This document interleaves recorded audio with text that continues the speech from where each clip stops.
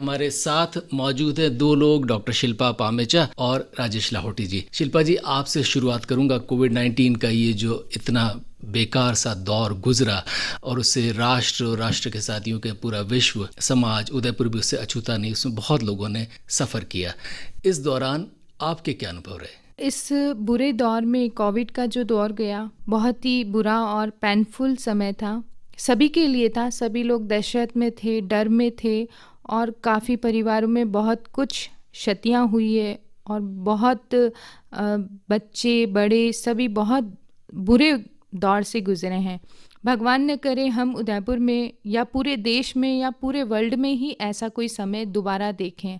हम ईश्वर से यही प्रार्थना करते हैं कि ऐसा समय किसी के भी घर में न आए और आगे भी मतलब हम यही दुआ करते हैं कि ऐसी बीमारी का नामो निशान भी मिट जाए। हम हमारे प्रधानमंत्री नरेंद्र जी मोदी का बहुत बहुत साधुवाद धन्यवाद करते हैं, जो उन्होंने इस परिस्थिति में भी लोगों के लिए मुफ्त टीकाकरण योजना और गरीबों के लिए कल्याण योजना को लेकर आए। उन्होंने हर वर्ग, हर घर का ध्यान रखा कि ताकि लोगों को टीके अधिक से अधिक मात्रा में उपलब्ध हो जाए। जहां विदेशों में टीके पैसे देकर लगाए जा रहे हैं, सब कुछ हो रहा है, वहाँ हमारे प्रधानमंत्री मोदी जी ने हर घर तक उस टीके को पहुँचाया। इसके लिए उनका बहुत बहुत साधुवाद। आज हम स्थिति कंट्रोल में लेकर चल रहे हैं, पर आने वाला समय क्या होगा ये हमें भी नहीं मालूम। हम बस ईश्वर से प्रार्थना कर सकते हैं कि ऐसा समय दोबारा न आए। राजेश लाहौटी जी, आपसे जानना चाहूँगा, आपके इस दौरान कौन से व्यक्तिगत अनुभव रहे जो सच में बहुत दुखद रहे और उनसे कैसे ओवरकम किया? इस महामारी के अंदर अनुभव की बात करें तो अनुभव तो अच्छे नहीं रहे। ना चाहे भगवान कि किसी को इस तरह की बीमारी हो और ना ही ये कोविड फिर से आए, हमारी तो यही हम आशा करते हैं। लेकिन जो दो लहर थी उसके अंदर हमारा अनुभव ये था कि मेन जो उद्देश्य था इस लहर को देखते हुए कि सेवा, कई परिस्थितियां सामने हमारे आई और हमने उन सारी परिस्थितियों का सामना करते हुए बेखौफ निडर होकर के लोगों की सेवा करी। उदयपुर के अंदर दोनों लहर के अंदर हमने अपनी जी जान लगा करके अपने किसी भी परिवार की कोई चिंता न करते हुए हमने लोगों के परिवारों की जी जान से सेवा करी। आगे यही आशा है कि हमें और किसी तरह का इस तरह का दुख और दंश हमारे जनता को नहीं झेलना पड़े, यही मेरी ईश्वर से कामना है। और अगर इस तरह की कोई बात आती है तो हम फिर भी उदयपुरी शहर के लिए फिर से खड़े हुए मिलेंगे, लेकिन मैं नहीं चाहता कि ऐसा हो। शिल्पा जी, आपसे जानना चाहूँगा कि इस दौरान, इस कठिन समय में आप व्यक्तिगत तौर पर समाज की क्या कुछ सेवा कर पाई? मैं एज अभी पेशे के तौर पे नगर निगम में पार्षद के तौर पे भी हूँ। मैं बहुत खुशकिस्मत हूँ, अपने आप को किस्मती मानती हूँ कि भगवान ने एक जनप्रतिनिधि के रूप में मुझे एक मौका मिला और उसके कारण मैं काफ़ी लोगों की मदद भी कर पाई और कुछ कर गुजरने की इच्छा शक्ति भी मेरे अंदर जागृत हुई। जब पिछला कोविड था तब भी मैंने बहुत कुछ जो मुझसे बन पड़ा वो काम किया। साथ ही हमें मार्गदर्शन के रूप में सीआई साहब हनुमान सिंह जी का मार्गनिर्देशन मिला। उनको देखकर, उनको काम करने की लगन देखकर मैं भी उनके संस्थान के साथ पिछले 2 वर्षों से कार्य कर रही हूँ। उन्होंने बिना कुछ किसी फोटोग्राफी के, किसी अन्य उद्देश्य से, उन्होंने गरीब महिलाओं, बच्चों, गरीब परिवारों की इतनी मदद की होगी। रात रात में जाके उनके कांस्टेबल, उनके लोग जाकर लोगों के घर में राशन रख के आते थे, पड़ोसी तक को भी पता नहीं चलता था। ऐसे ही उन्होंने सेवा करी, तो उनको देखकर हम भी उनके साथ जुड़े। हमने भी हर उस घर तक पहुंचने की कोशिश की कि उस घर में क्या समस्या है, क्या राशन की गतिविधि है या अन्य कोई आर्थिक समस्या है, तो हमने उसको दूर करने की कोशिश की। इवन मैंने मेरे वार्ड क्षेत्र में, क्योंकि मुझे एक सीमित क्षेत्र दिया गया है, पूरा शहर नहीं, अगर वो भी होता तो कोशिश करते कि उस शहर के हर एक घर तक पहुंचते। हालांकि हमारे साथ के सभी लोगों ने बहुत अच्छा काम किया। अगर मैं मेरी बात करूँ तो मेरे क्षेत्र में मैंने लोगों को सब्जियां तक पहुंचाई। जब वो दौर था पिछली बार का, तब आर्थिक स्थिति बहुत चरमरा गई थी क्योंकि अचानक से लॉकडाउन था। तो उस स्थिति में मध्यम वर्गीय परिवारों को भी मैंने देखा कि उन्होंने सब्जी लेने में भी कटौती कर दी थी। तब मैंने सब्जी ला कर लोगों को सप्ताह में 3 बार दी होगी। मतलब वो समय ऐसा था ना कि निकल गया बस। और उसके बाद वाला अभी वाला समय तो बहुत ही डरावना था, बहुत ही भयावह था।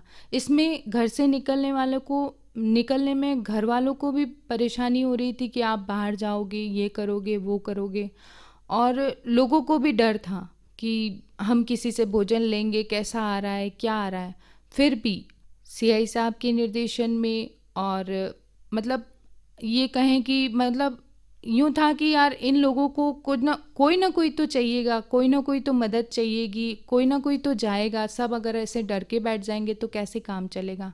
तो उसी सोच को देखते हुए मैं खुद स्वयं जो कोविड परिवार थे उनके घरों तक भोजन पहुंचाने में मैंने उनको सहयोग किया कि कोई भी हमारी तरफ से, हमारी दृष्टि में ये था कि सभी समाज, सभी कौम एक जैसी है।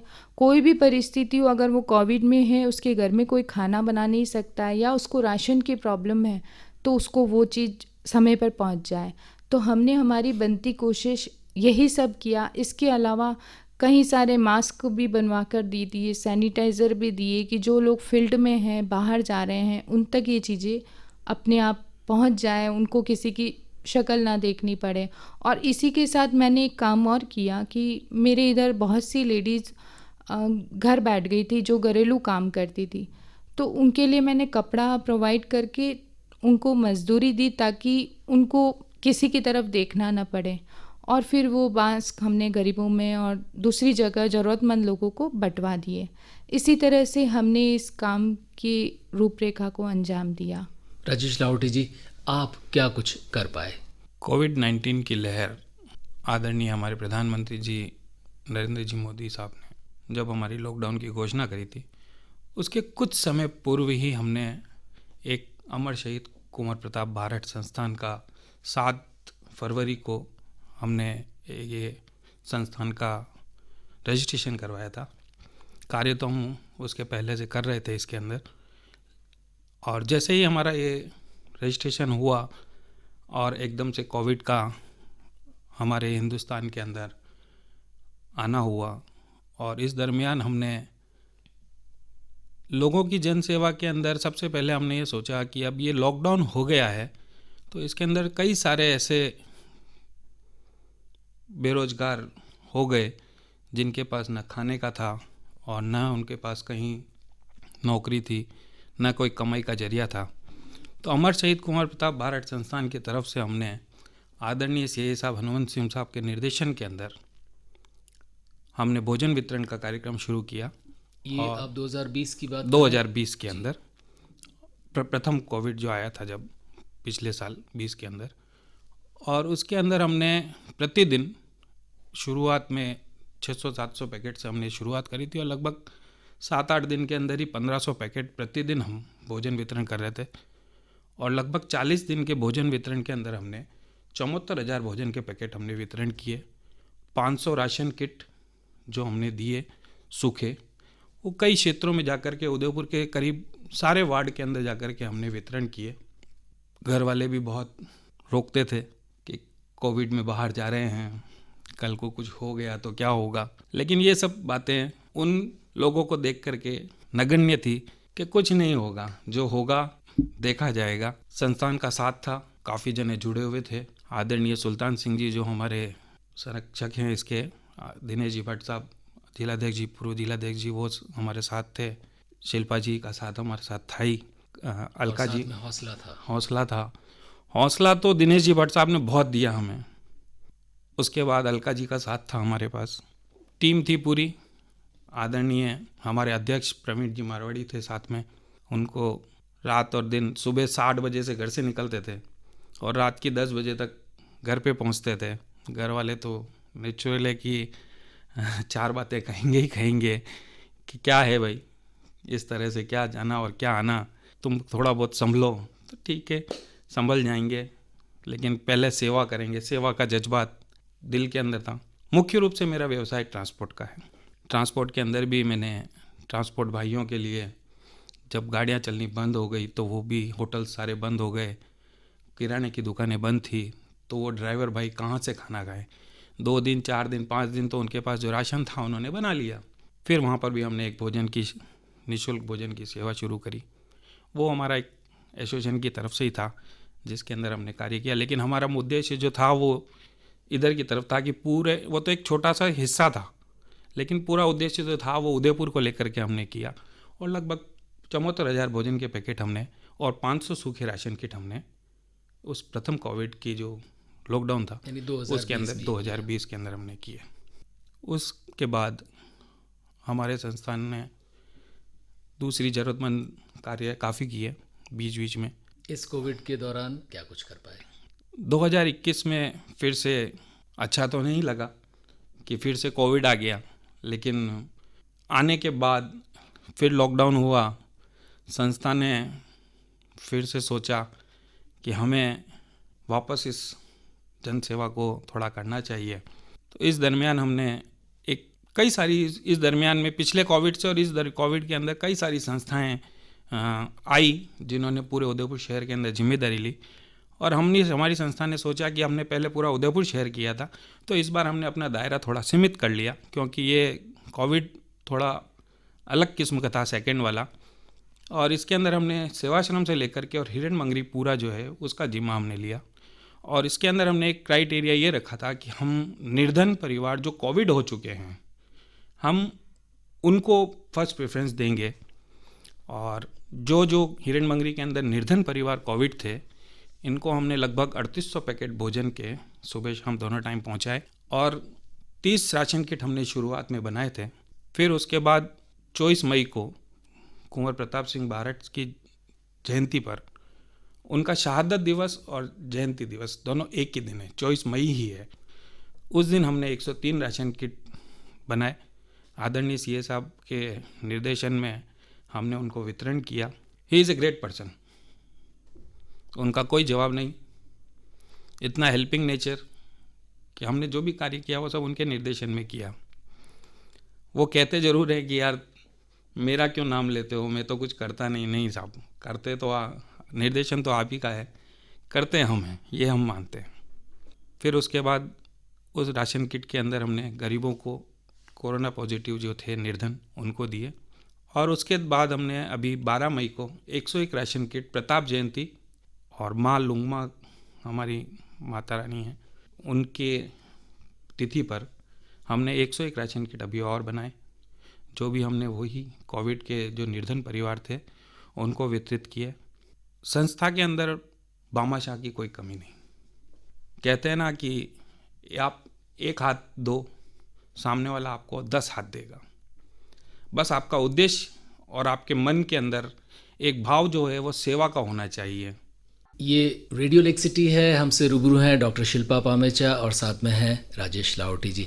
शिल्पा जी, ये बुरा दौर यूँ माने कि गुजर चुका है, इसने हमें क्या क्या सबक दिए बतौर समाज, बतौर नागरिक और बतौर जनप्रतिनिधि? ये बुरा दौर ने बहुत कुछ समय दिया है हमें ज़िंदगी में, कि ज़िंदगी को आप जीना सीखिए। ज़िंदगी में भागिए मत, अपनों के लिए जिए, लोगों के लिए जिए, समाज के लिए जिए, सबके लिए जिए, लेकिन खुलकर जिए। बहुत कुछ इस ज़िंदगी ने सिखा दिया। लोगों को घर में रहना, परिवार के साथ रहना, बड़े बुज़ुर्गों के साथ रहना, अपनों का दर्द क्या होता है, ये सब कुछ सिखा दिया ज़िंदगी ने। तो मुझे ऐसा लगता है कि जो भागती दौड़ती ज़िंदगी थी लोगों की, वो थम सी गई है। लोगों ने समझ लिया कि यार मेरा परिवार क्या है, मेरे लोग क्या हैं, मेरे घर में बड़े बुज़ुर्ग क्या हैं, सब कुछ इस कोविड ने सिखा दिया। कहीं ना कहीं अच्छा भी सिखाया है, बहुत कुछ बुरा भी हुआ है, लेकिन हम मानते हैं कि ये भी चीज़ बहुत ज़रूरी थी। एक एहसास हुआ कि परिवार, बच्चे, बड़े बुज़ुर्ग, समाज, पड़ोसी, दर्द, मतलब बहुत बहुत ही अनोखी चीज़ों से हम गुजरे हैं। उन पलों को हमने जिया है, कुछ अच्छे पल जिए, कुछ बुरे पल जिए। पिछला कोविड था तो सबने एंजॉय भी किया, घर परिवार के साथ रहे और सब कुछ देखा। ये कोविड था, इसने अपना और मतलब बहुत भयानक स्थिति दिखाई कि ज़िंदगी में ऐसा भी हो सकता है, अपनों का दर्द, और बहुत कुछ सीखने देखने को मिला। तो मुझे ये लगता है कि ज़िंदगी में हमेशा कुछ ना कुछ करते रहो, आगे बढ़ते रहो और मतलब सोचो मत क्या होगा क्या नहीं होगा, खुल के ज़िंदगी जियो। मुझे लगता है कि हम जितना करते हैं अपने परिवार का हो जाने के पश्चात, हमें हमेशा दूसरों के लिए सोचना चाहिए। और अगर आप ऐसा सोचते हो और ऐसा करते हो तो निश्चित तौर पे आपके साथ कुछ बुरा नहीं होगा, हमेशा अच्छा चलता रहेगा। राजेश जी, आपने इस दौर से क्या कुछ सीखा, क्या सबक लिया? कोविड के इस दौर के अंदर मुझे जो एक चीज़ समझ में आई है, एक बॉन्डिंग जो इंसान के बीच में टूट गई थी, वो बॉन्डिंग इस कोविड से फिर से आ गई। आदमी कुछ दूरी रख कर के अभी रह जरूर रहा है, लेकिन उसको एक व्यक्ति से दूसरे व्यक्ति के बीच में उसका क्या महत्व है, वो उसको समझ में आ गया। जो व्यक्ति अपने आप में अकेला जीता था, आज वो 4 लोगों को पूछ रहा है कैसे हो। बस यही बॉन्डिंग है कि कम से कम वो हमें पूछ तो रहा है। तो मैं जहाँ तक मानता हूँ कि इस कोविड की वजह से लोगों के बीच में बॉन्डिंग बहुत अच्छी हो गई, एक दूसरे को समझने लग गए, एक दूसरे की पूछ होने लग गई, एक दूसरे को आपस का प्यार कह सकते हैं। उसके अंदर परिवार ले लो, परिवार के अंदर भी अगर कोई 2 घंटे पहले नहीं आता था तो सोचते थे ठीक है आ जाएगा क्या है, लेकिन आज ये लगता है कि अगर हम 15 मिनट आधे घंटे लेट हो गए तो घर से फ़ोन आ जाता है कि भाई अच्छे तो हो, ठीक तो हो। यही बात दोस्तों के अंदर है, अगर 2 दिन से बात नहीं हुई है तो तीसरे दिन फ़ोन आ जाता है, भाई कैसा है, जीवित तो है। जीवित तो है, अच्छा तो है। जी राजेश जी, ये जो कोविड-19 का समय था, इस दौरान चूँकि लॉकडाउन ज़्यादा रहे और ये भी भय है इस रोग के साथ, इस वायरस के साथ सबसे बड़ी परेशानी ये कि इसमें भय ये है कि आप जिस व्यक्ति से मिल रहे हैं उससे मिलने में भी ख़तरा है, क्या वो कोविड-19 पॉजिटिव तो नहीं है। तो आप जब सेवा करने निकलते हैं या घर से बाहर निकलते हैं तो अपरोक्ष रूप से आपके ऊपर ख़तरे रहते हैं, जो कि मौत के ख़तरे भी हो सकते हैं। इन ख़तरों का भय कभी था या नहीं, या आपके घर वालों ने कभी कहा कि ये ख़तरे मत उठाइए? सर, आपने जो पूछा है इसका प्रश्न आपके खुद के पास है। मान लीजिए कि आप ही मेरे घर के सदस्य हैं और अगर मैं बाहर जा रहा हूँ इस प्रकार की सेवा करने के लिए, तो नेचुरली आप भी मुझे एक बार तो रोकेंगे। मैं तो नहीं रोकूंगा कि एक मन में डर होता है परिवार का, नेचुरली रोका उन्होंने। कई बार थोड़ी सी झड़प भी हुई पिताजी से कि क्या है ये रोज रोज, कि नहीं सेवा तो करने जाना ही है। कुछ दिन बाद पता लगा कि वो भी मेरी तरह ही सेवा करने के लिए मुझे है ना प्रोत्साहन दे रहे हैं कि यार एक काम करो कि अपन भी है ना भोजन बनाते हैं। तो उन्होंने भी घर पे भोजन बनाया, दिया।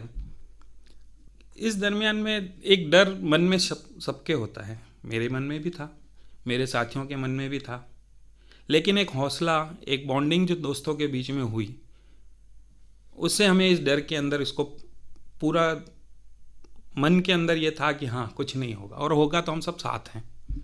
शिल्पा जी, यही प्रश्न आपसे पूछूंगा। आपको, और चूँकि आप तो स्त्री है, स्त्री माँ भी होती है, बहन भी होती है और घर भी संभालती है, तो उसके प्रति लोग ज़्यादा संवेदनशील होते हैं कि ये बीमार हो गई तो घर का क्या होगा। तो आपको और आपके घर वालों को इस दौरान बाहर जाते वक्त कुछ भय लगा?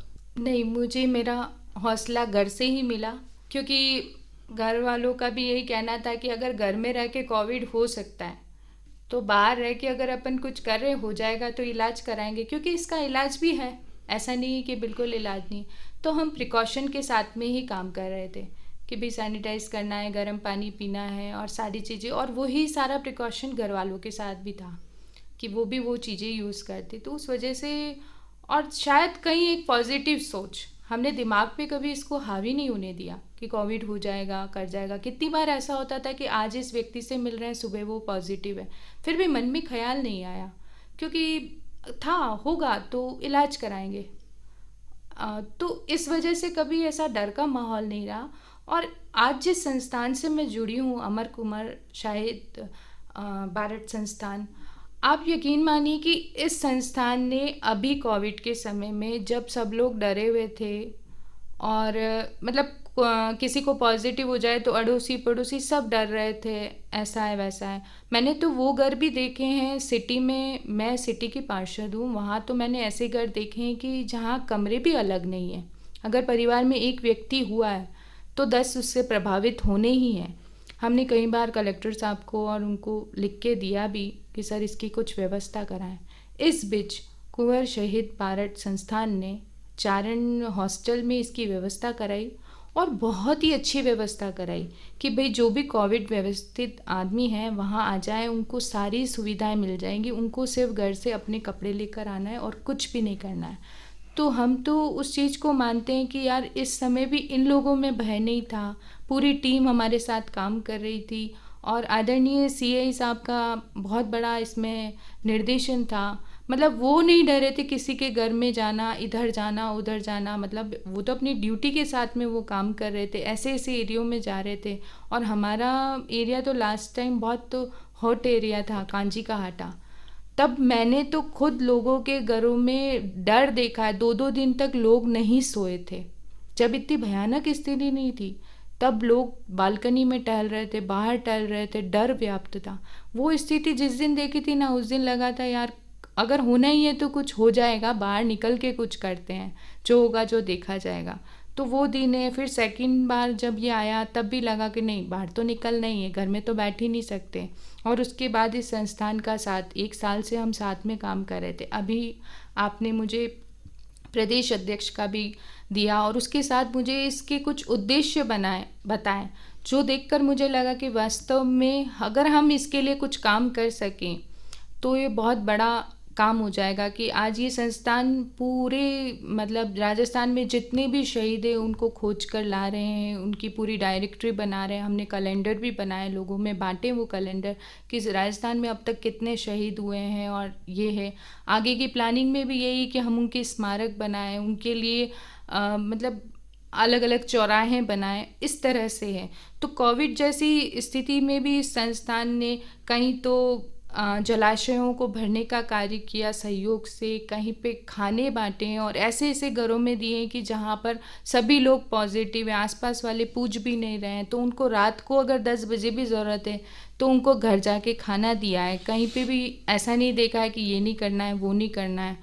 और मैं ये मानती हूँ कि अगर अपन एक हाथ बढ़ाते हैं तो 10 हाथ अपने आप आ जाते हैं। तो उसी उद्देश्य से अगर अपने मन में डर नहीं है, कुछ करना है, जो होगा जो देखा जाएगा, तो हम ये कर सकते हैं। राजेश जी, आपसे जाते जाते ही जानना चाहूँगा कि ये दौर दोबारा तो ना आए, ये हम दुआ करते हैं, लेकिन हर दौर के कुछ न कुछ अनुभव होते हैं जो मानवीयता और समाज को कुछ सिखा कर जाते हैं। और इस दौर में कुछ व्यक्तिगत अनुभव आपके ऐसे रहे जिन्हें याद करके या तो आपको डर लगता हो या आपको लगता है कि ये अनुभव ऐसे हैं जो मुझे या समाज को कुछ बहुत बड़ा सबक दे गए। कोविड के इस दौर के अंदर जब हमने भोजन वितरण किया प्रथम 74,000 भोजन पैकेट का, और अब ये जो दूसरा दौर आया, इसमें जब हमने इस सेकंड दौर की जो भयावहता थी, इसके अंदर हमने सोचा कि ये भोजन वितरण तो होगा, ठीक है, डॉक्टर्स अपना इलाज करेंगे, हॉस्पिटल अपना वर्क करेंगे, कई सारी संस्थाएं हैं वो अपना अपना कार्य कर रही थी। हमारी भी संस्था ने सोचा कि हम भी एक कुछ मेडिकल लाइन का काम करें। तो इसके लिए हमने हमारे जो भामाशाह हैं रजनीश जी सांखला, उनको हमने एक छोटा सा निवेदन किया और उन्होंने हमको 2 ऑक्सीजन कंस्ट्रक्टर हमारे संस्थान को दिए, जो आज तक जिस समय मैं यहाँ मौजूद हूँ, अभी तक ये ऑक्सीजन कंस्ट्रक्टर घरों के अंदर अपनी सेवाएं दे रहे हैं और हमारे संस्थान की तरफ से उनको निःशुल्क उपलब्ध है। उसके बाद हमने इस संस्था के अंदर सोचा कि इस कोविड के दौर में जो लोगों ने मेडिकल के अंदर कई सारा अनाप शनाप पैसा बनाया, इस कोविड को कई सारे लोगों ने अपना एक प्रोफेशन बना लिया। तो इस प्रोफेशन की जब हमने सोचा तो हमने एक इसके अंदर चीज़ निकाली कि इसके अंदर एक जो कोविड पेशेंट होता है या जो कोविड से डेथ हो जाती है, इसके अंदर जो एम्बुलेंस है वो कई अनाप शनाप पैसे ले रहे थे। कई ऐसे भी मिलने वाले थे, नीमच के थे, मंदसौर के थे, जिनका किराया 10,000, 8,000, 12,000, 15,000 जो उन्होंने मर्जी आया वो मांगा। मजबूरी थी, दिया। इन सारी बातों से, मजबूरियों से हमारे दिमाग में एक विचार निकल करके आया कि क्यों ना अपन भी एक निःशुल्क एम्बुलेंस की स्थापना करें। और 24 मई को हमने एक एम्बुलेंस की नींव रखी, जिसकी डिलीवरी अभी प्रोटोकॉल है कोरोना का, और कंपनी ने बोला कि हम 2 महीने से पहले नहीं दे सकते, तो नेक्स्ट मंथ के अंदर हमारे पास आ जाएगी। उसका हमारा उद्देश्य ही एक ही है, हमारे जो तबके के लोग हैं उनको नो लॉस नो प्रॉफिट पे हम वो सुविधा उपलब्ध कराएं, और गरीब तबके के लिए निःशुल्क हमारा उसका प्रायोजन है। सिर्फ और सिर्फ इस कोविड के अंदर ये समझ में आया कि अगर सेवा है तो बहुत सारे जनों ने करी है, मन खोल करके, दिल खोल करके करी है, और जिन्होंने पैसा बनाना था उन्होंने दिल खोल कर बनाया है। यानी समाज में शिल्पा जी 2 तरह के चेहरे हर समय रहे हैं। इस दौरान भी देखने में आया, एक वे लोग जिनके सफ़ेद चेहरे थे, जिन्होंने मदद की, आगे बढ़ के अपनी जान की परवाह किए बगैर, और कुछ वे लोग भी थे जिन्होंने काला पैसा भी बनाया। बताएं कि ये वे लोग जो इस तरह के कार्य कर रहे थे ना कर पाए, इसके लिए क्या कुछ सोचा और क्या कुछ कर पाई आप? हम उस जगह नहीं है कि हम इन लोगों पे कोई लगाम लगा सके या ऐसा कुछ कर सके, क्योंकि समय ही ऐसा था, मौका परस्ती थी, लोगों ने मौके का फ़ायदा उठाया और बहुत कुछ ऐसा किया। ऐसा नहीं है, पर सेवा करने वालों ने सेवा भी बहुत करी। जहाँ तक उस समय परिस्थिति ही ऐसी थी, न तो कुछ करने जैसा था न कुछ बनने जैसा था, जो हो रहा था सिर्फ दिख रहा था, तो सब कुछ ईश्वर पे छोड़ दिया कि जैसा जिसके कर्म वही चीज़ है। हमने इस कोविड में, मैंने एक चीज़ ये बहुत देखी कि जो एकल परिवार आजकल हो रहे हैं, और मैं जिस एरिया में रहती हूँ, मैंने अधिकांश घरों में माँ बाप को अकेले देखा है। हो सकता है कि उनकी सोच है कि बाहर नहीं जाना चाहते, सिटी छोड़ना नहीं चाहते, बाहर दूर अकेले नहीं रहना चाहते, फ्लैट में नहीं जाना चाहते, जो भी हो, लेकिन उनकी स्थिति वास्तव में बहुत ख़राब थी। मैं ऐसे एक परिवार को भी जानती हूँ जिनको मैंने लगातार 35 दिन तक टिफ़िन पहुँचाया। शुरू में मुझे 14 दिन लगा कि अब तो कोविड उनका हो गया है, प्रोटोकॉल भी हो गया है, तो मैंने ऐसे ही पूछने के लिए उनके घर में चली गई कि दादी आपकी तबीयत कैसी है। लेकिन जो मैंने स्थिति अनुभव करी, जो देखा, तो मुझसे रहा नहीं गया। मैंने अगले 35-40 दिन तक, जब तक बन सका, उनके घर टिफ़िन पहुंचाया और उफ तक नहीं किया। क्यों? क्योंकि कोविड तो चला गया था, उनकी रिपोर्ट भी नेगेटिव थी, सब कुछ था, लेकिन उनकी स्थिति ऐसी नहीं थी कि वो खाना बना सके, उनकी हिम्मत नहीं हो रही थी। वहाँ पैसों की बात नहीं थी, उनको पेंशन आ रही थी, सब कुछ था, लेकिन दर्द ये था कि उनके पास अपने लोग नहीं थे। तो उस जगह लगा कि नहीं, माँ बाप चाहे कुछ भी हो, कैसे भी हो, हमें अपने साथ रखना चाहिए, उनको अकेले नहीं छोड़ना चाहिए। वास्तव में उस लेडी की उठने की वीकनेस इतनी हो रही थी कि उठने की भी हिम्मत नहीं हो रही थी। तो मुझे लगता है कि एक चीज़ ये बहुत देखने को मिली कि जिस समय बच्चों की ज़रूरत होती है, उन्हें उनके पास होना चाहिए। हमें बच्चों को शुरू से ही संस्कार वो डालने चाहिए कि बच्चों को भी माँ बाप की आदत हो और माँ बाप को भी बच्चों की आदत हो। तो ये एक बहुत बड़ी चीज़ मैंने नोटिस करी कि जो अकेले हैं उनके लिए ये समय निकालना बहुत कठिन था। एक तो लॉकडाउन था, वो कहीं जा भी नहीं सकते, आ भी नहीं सकते, और कहीं जगह वो दूसरों पे डिपेंड थे। पैसा होना सब कुछ नहीं है, लेकिन उसके साथ परिवार होना बहुत ज़रूरी है। राजेश जी, जाते जाते उदयपुर वासियों से संक्षेप में क्या कहेंगे? उदयपुर वालों, आपके पास सब कुछ है, और मैं तो यही कहता हूँ, आप मस्त रहें, स्वस्थ रहें और लोगों की सेवा करते रहें, ज़रूरतमंद को दें, और जो दे सकता है उससे लें। मेरा यही कहना है, जी जान लगा करके गरीबों की सेवा करें। भगवान ने आपको इतना दिया है और आपके पास आप सक्षम हैं, तो आपको सेवा करनी चाहिए। शिल्पा जी, आप क्या कहेंगी? मैं उदयपुर वासियों से यही कहना चाहूँगा कि हम दुनिया की सबसे खूबसूरत सिटी में रहते हैं, इसका कोई मुकाबला नहीं है। यहाँ शांति भी है, काम भी है, लोग भी हैं, अपनापन भी है, सब कुछ है यहाँ। हमें सिर्फ अपने इर्द गिर्द देखना है। हमें उतना कमाना है जितने में अपना परिवार चल जाए। उसके बाद हमें हमेशा अपने इर्द गिर्द लोगों की सेवा करनी चाहिए। उसके लिए कहीं बाहर जाने की ज़रूरत नहीं है। आप अपने सराउंडिंग देखोगे ना, तो भी आपको ऐसे लोग मिल जाएंगे। अगर कुछ ना कर सके तो कुछ नहीं तो साल में एक बच्चे के शिक्षा का खर्च उठा लीजिए। वास्तव में देखिए, बहुत मज़ा आएगा। कुछ नहीं तो रोज़ सुबह कुछ ना कुछ घर से लेकर निकलो और सोचो कि मुझे आज ये देना है। खाली हाथ कभी घर से ना निकलें। तो आप देखेंगे कि आपके घर में भी खुशियाँ अपार हैं, जीवन में भी खुशियाँ अपार हैं और आपकी सबसे बड़ी चीज़, मन में संतुष्टि भी बहुत मिलेगी। हमारे यहाँ हमें सोचना चाहिए, अगर घर का एक व्यक्ति उदयपुर, मैं तो मानती हूँ कि उदयपुर का अगर हर परिवार, हर घर ये सोच ले कि मेरे आसपास कोई बेरोजगार नहीं रहे, तो वास्तव में नहीं रहेगा। अपार संभावनाएं हमारे उदयपुर में, अपार रोजगार है, अपार जगह है। लोगों को हमें अधिक से अधिक किसी न किसी रोजगार में लगा देना चाहिए, चाहे वो छोटा हो चाहे बड़ा हो। उसे आत्मनिर्भर बनाएं। जय हिंद, जय भारत। डॉक्टर शिल्पा पामेचा और राजेश लाहोटी, आपको रेडियो लेक सिटी और लेक सिटी का सलाम।